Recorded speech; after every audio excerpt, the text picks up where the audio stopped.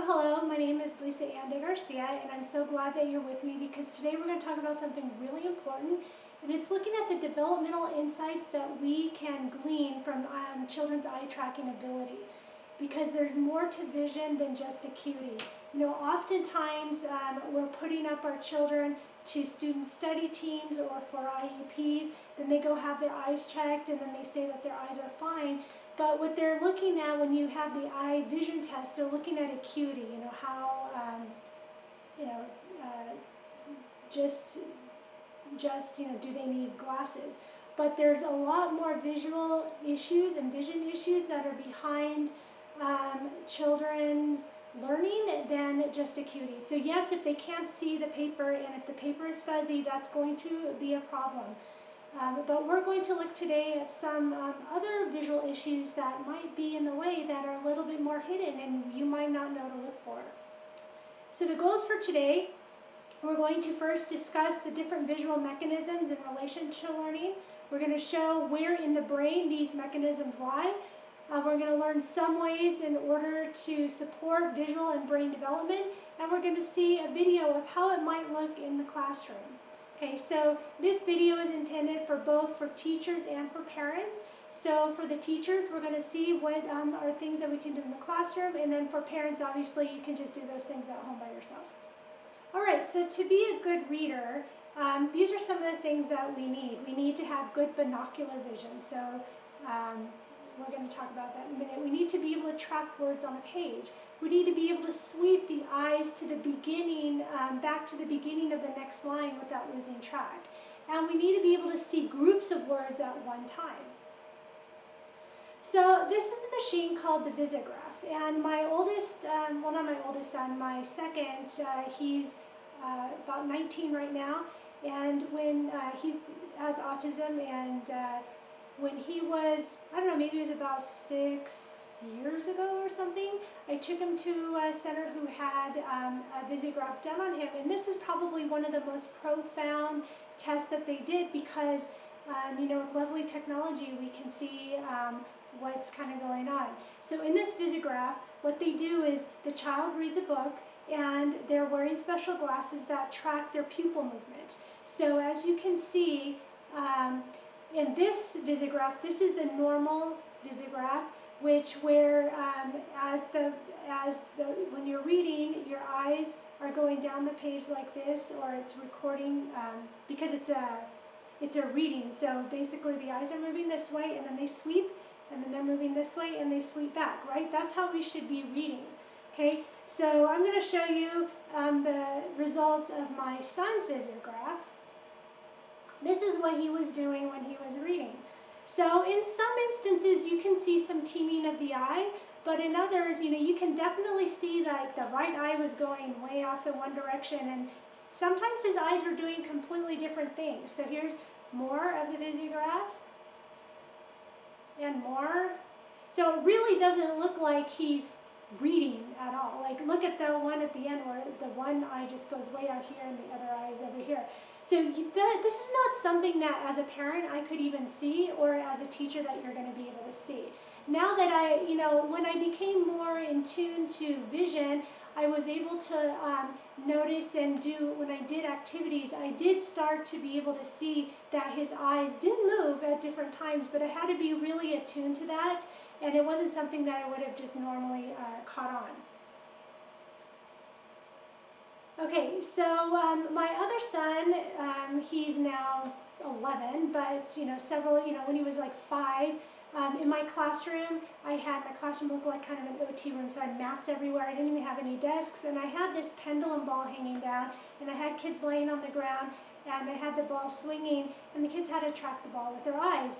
And my son, he was like 4, 5, 6 years old, and he couldn't, his eyes would freeze. He couldn't track on purpose, right? So he could, I'm sure if he saw a butterfly flying around, he'd be able to, he'd follow it, but that wasn't really kind of an on-purpose thing.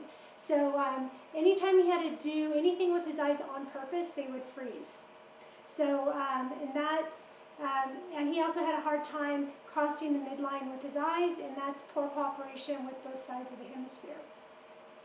Another issue is convergence. Convergence is basically being able to cross your eyes. You can see in this picture, one of the eyes in this child is crossed a little bit more than the other one.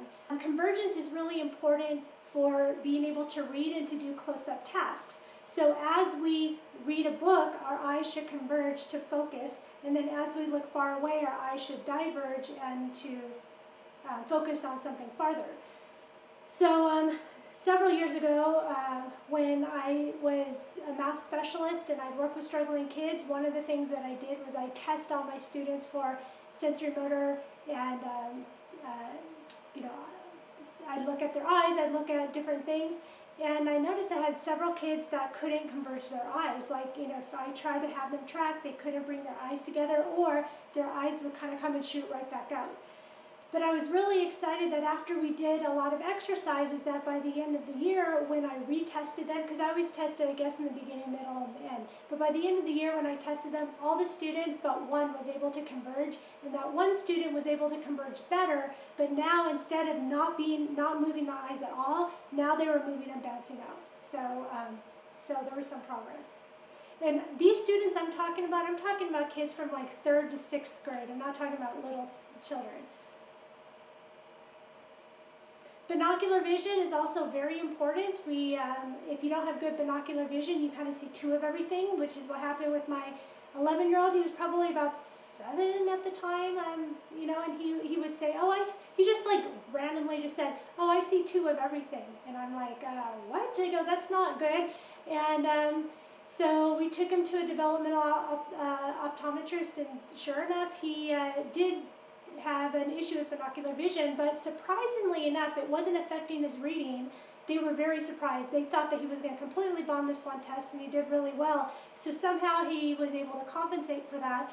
But ever since he was little, one of his eyes was just a little off-center, and so I think it caused that. Now he says he can do it if he does it on purpose, but we've worked on it, and it seems to, from what he's reported to me, that it has gotten better. Okay, something else that we need is accommodation. And accommodation is, again, being able to focus that near to far focus. So when a child is working at the writing close up, he needs to have near vision, and then when he looks up at the board to copy, he needs to be able to quickly be able to adjust his eyes. So that's accommodation. So some kids, there's a lag in that accommodation, so when they look up, it takes a minute for that focus, or when they come down, it takes a minute for that focus. So saccade is another thing that they need, which is, so for example, if I have 2, let's say my fingers, and I wiggle this one, the eyes should be able to track to the finger that it sees, and then if I wiggle this one, it should be able to move that way. And then this one, and this one. So it's not tracking like this, it's not smooth tracking, but it is being able to move your eyes to one object and to another target. And then there's what we call anti-saccades. And anti-saccade is the kind of the opposite. So if I'm moving this finger, that they can actually, on purpose, move their eyes away from it. And this one, they can move their eyes away from it. That is a very higher level up activity, but it's related to that. So if we look at the brain, what's going on? So the saccades and the smooth pursuit is up here in the frontal cortex. Okay, so for the saccades and the smooth pursuits to be well developed, they need to have developed their eye reflexes. OPK, VOR, head writing, those are eye reflexes, and those are located in the inner ear. Okay, in that balance center. You might think it's funny that the eye reflexes are located in the inner ear, but our inner ear, the cranial nerve that goes to the inner ear shares, it kind of splits, and it goes part to the eyes, part to the inner ear, and then to the actual hearing mechanism. So in order to have good eye reflexes, you need to have good core stability, and which is located in your cerebellum, and you have needed to integrate your primitive reflexes, which is in your brainstem. So you can see all of this is going all the way down to your brainstem. If those primitive reflexes are not integrated, which we'll talk about, then it's going to be really hard to get core stability, and which is in the cerebellum, and then those eye reflexes, then everything gets higher and higher. So if a child has a hard time tracking with smooth pursuit, there's something below it that is not developed.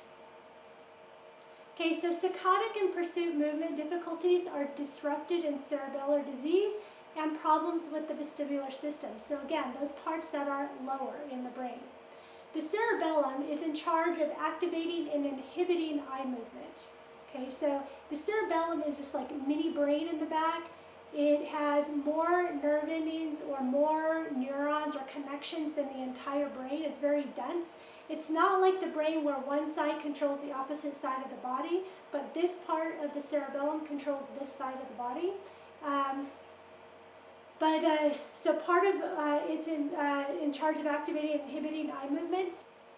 So the vermis area is affected in kids with ADHD and autism. So this very center part of it is kind of like the midline, your midline. If your very center is not right, then the parts that grow out of it isn't going to be right. So the vestigial nucleus is a nucleus in that area, and it activates stopping eye movements, and the vermis inhibits that, which is to activate the movements. Okay, but again, ADHD and autism, these kids have this part of the cerebellum has not developed well, and when that part hasn't developed well, the rest of the cerebellum kind of follows. Convergence. So again, this is an issue with this cerebellum as well as the vestibular system. It's related to the otoliths in the vestibular system. So the otoliths are like little cells inside those ear canals. The inner postus nucleus in the cerebellum, and cranial nerve 3, and the mesencephalon in the brainstem. So for your brain, for your eyes to be able to converge, it has to have a good working vestibular system. The part of the cerebellum has to be developed well, the cranial nerve has to be working, and the mesencephalon has to be developed as well, which is part of the brainstem. Okay, the visual system is not fully mature until 12. So what happens when both eyes cannot cooperate? So learning stress turns off the left eye so the right eye can read, but as a result you can only decode and there's no comprehension. So the left eye, because it's controlled by the right hemisphere, is more the big picture, the comprehension, or the kind of knowing what's going on. And the right eye is looking word for word, letter for letter to decode. And if there's not good cooperation and they can't both work together, then one side has to take over. So it's usually like one side's getting suppressed while the other side's trying to decode, okay? So if you are left eye dominant, which by the way, many of our struggling kids are, this eye is more dominant. You probably don't even realize that one of our eyes have to be dominant, just like one of our hands have to be dominant. But if your left eye is dominant, what you want to naturally do is your eyes want to sweep from right to left. So they're actually probably would be really good at reading Hebrew, or some writing system where it goes from right to left. But so it's really hard. They have to kind of really force themselves. They don't really realize it, but it's extra work for them to sweep from left to right. They have difficulty decoding because our right eye is controlled by the left hemisphere, which is where the decoding system is. We need both hemispheres to see large chunks and to be able to be speed readers. Okay, so if kids who if you want to if you as an adult want to improve your speed reading, you need to be able to see larger chunks of text, and we need good cooperation from both hemispheres. Okay, so working within the midfield. So your midfield is basically right here. So when you're working on paper and you're reading your book, it's within your midfield. Okay, this is like outside your midfield. Right, so the midfield right here, well, this is like your range. The midfield is the middle, the center, and it's the bridge so that the two sides can be integrated. So when you're looking at vision, anything out here is pretty much seen by this eye, and anything way out here is seen by this eye, but this part right here is seen by both eyes together. So this eye kind of goes like this, and this eye kind of goes like this, and we have this area where our both eyes should be working together. And if there's a problem with the corpus callosum, as the eyes move to the center, it kind of gets stuck right there. And locomotor movement, so big movement with gross motor, that's what helps develop this ability to be able to work within the midfield. So if you are right-handed, you should actually be your hand should be working towards the midfield. So if you're right-handed, you should be writing your O's towards your center, or if you're left-handed, towards your center, instead of writing them out like this. So when we work in the midfield, we work toward our center instead of away. So it helps kind of that focus. In Czechoslovakia, I have heard or I have read that they did, or maybe still do a testing for preparedness for kindergarten where children actually have to write their O's. If they write their O's going the opposite direction, they are developmentally ready. Now in today's world, I don't know how we can maybe keep kids out of school unless in those areas where they do that testing, they do understand how to integrate the brain. I know in that part of the world, primitive reflexes is a lot, training is a lot more prevalent, so maybe they address that. Irlen syndrome, scotopic sensitivity syndrome, is the hypersensitivity to light, and the pupils are unable to appropriately constrict. So you may have heard of it where people have to wear colored lenses. I often have tested many kids. I have a color overlay set, and I test, and oftentimes it'll tend to be kind of like a blue or a greenish color that tends to work. But if you ask kids, some kids will say that the letters move, that you can see the inability to volitionally eye track, which is eye tracking on purpose, is a sign of brain immaturities, and so we're going to have to look downstream in order to correct it. If there are immaturities in the lower parts of the brain, working just on the eyes is not going to fix the problem. So the question is what do we need to do in order to support brain development and vision? So the first things that we're going to do is a list of things that we're not going to do, right? The first thing is no technology for children under 2 years old. There's really no benefit except for a convenient, out of convenience, but there's no benefit for children to be on the iPad, on the iPhone, too much screen time. So children's eyes are still developing, their bodies are still developing, they have to get outside and play, and they have to be moving, and all the technology is preventing the movement. Second thing is no wireless or EMFs in the bedroom where you guys sleep. So the wireless technology and the EMF technology not only is maybe technology is bad because we're on it and we're not playing, but it also has a physiological component. It harms our DNA, it harms our cell walls. It's a lot of us now, we have more and more autoimmune issues, and so we have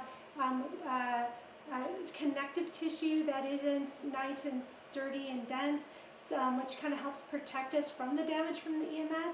So when we're sleeping, our brain is regenerating, it's repairing itself, so we really need to make our sleeping environment as free of EMF as possible. And that would mean at night, switching off your Wi-Fi router. You might have to go onto the computer to do that. My house is wired, but still sometimes I need the wireless, and I have to remember at night to make sure that the wireless is turned off. And no cell phones, no computers, no technology, nothing that can just emit stuff that should be on when you're sleeping. So your brain is repairing, that needs to be a sacred time. No chemical cleansers. There's too many toxins in chemical cleansers causing too much inflammation, too many problems in the liver and skin and all kinds of areas. So it really does not help our brain. That if our brain is inflamed, it can't link up and connect the way it's supposed to. No artificial colors, flavors, processed foods, all that artificial stuff, again, contributes to inflammation. Nothing should go into our body that's not real food, okay? And a little tidbit, if your child is experiencing meltdowns, you might want to take out the dairy. The dairy attacks the limbic system, and so a lot of that emotional instability and meltdowns is contributed to dairy. It can also B, fluctuation of blood sugar, so you want to make sure that your child is also getting enough protein and good fat throughout the day, and not just carbohydrates, because they might be burning through that too fast and then having fluctuations in the blood sugar. And if there's any coordination or gastrointestinal problems, then you want to be looking at gluten, because gluten not only is a problem in our GI tract, but it's also a problem because it attacks the cerebellum. Okay, so what are the things that we can do? So movement-wise, we need lots of homologous movement in order to develop lead and cooperation. So homologous is using the top and the bottom. So 2 hands or 2 feet or 2 legs and 2 arms. That is homologous. Okay, so most of us haven't heard of that word before. But homologous movement, so taking 2 hands and writing. So double doodles from Rain Gym is a child's favorite, and you just have them just put pens, markers, pencils, crayons, paint, sand, fingers on different textures in the air, however they want to do it, but they should be using 2 hands.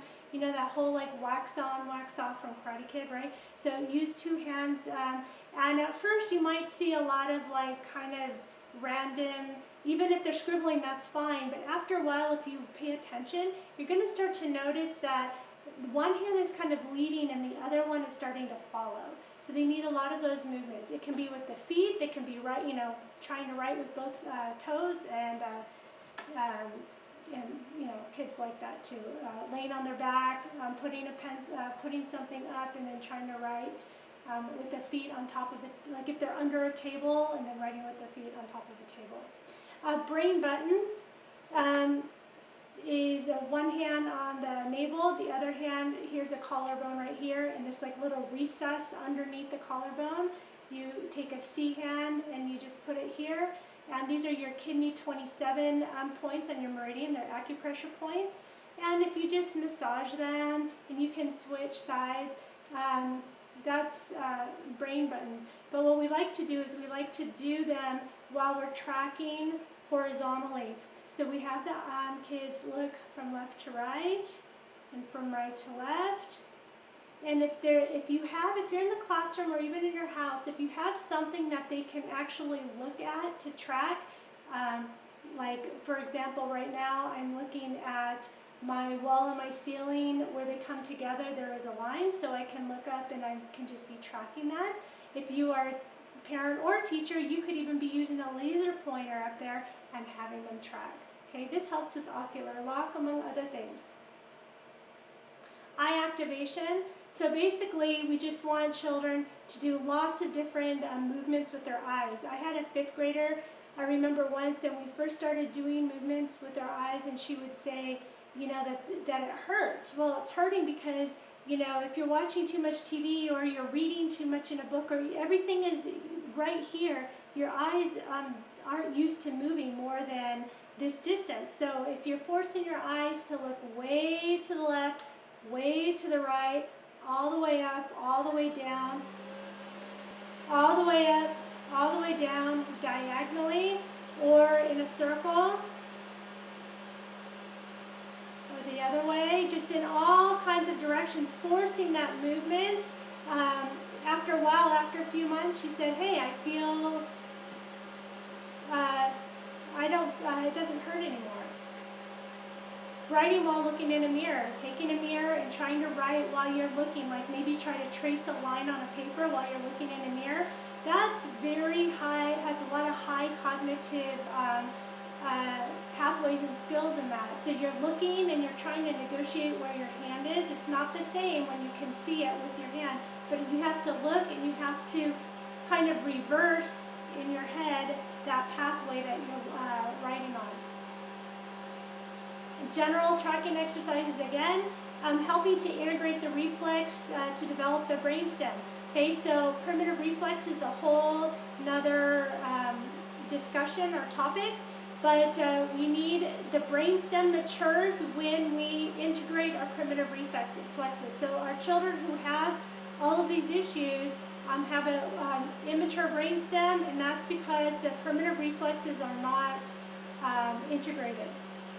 Developing core strength and complex bilateral movements to help develop the cerebellum. The cerebellum, again, is back here, and anytime you do anything that's complex or complicated, helps develop that cerebellum. So anytime you do something on two sides, like cross-crawling, that's helpful, but if it's too automatic and it's too easy, you have to make things more complex, like touching your knee and then touching the back of your foot. Or you have to, put the thumb up and put the pinky up and then switch. Do something with two sides, maybe make an infinity sign with one hand and then an infinity sign with your foot on the opposite leg. So doing anything that's complex helps build that cerebellum. Anything that's automatic is no longer working out the cerebellum. Spinning and movements that involve the head for vestibular development. So we talked about the vestibular system, that inner ear. The inner ear gets activated through spinning and movement. Now we have to be really, really careful because spinning can cause some children or adults are very sensitive to movement. So we have to know that, and if they are, we have to start them really slow and for a very, very short period of time until they feel uncomfortable, then we stop. But they gradually can increase and then they gradually can improve.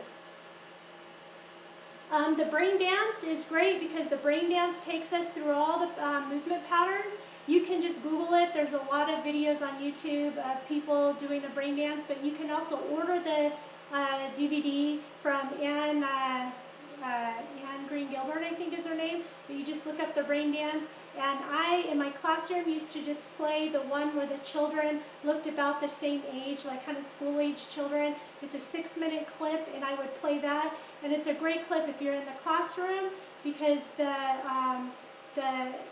video itself is leading the students. I mean, you should be watching them, but it is a great time to take attendance. Even if you're a parent, leave the brain dance up to the video, or have the child be following the video for that.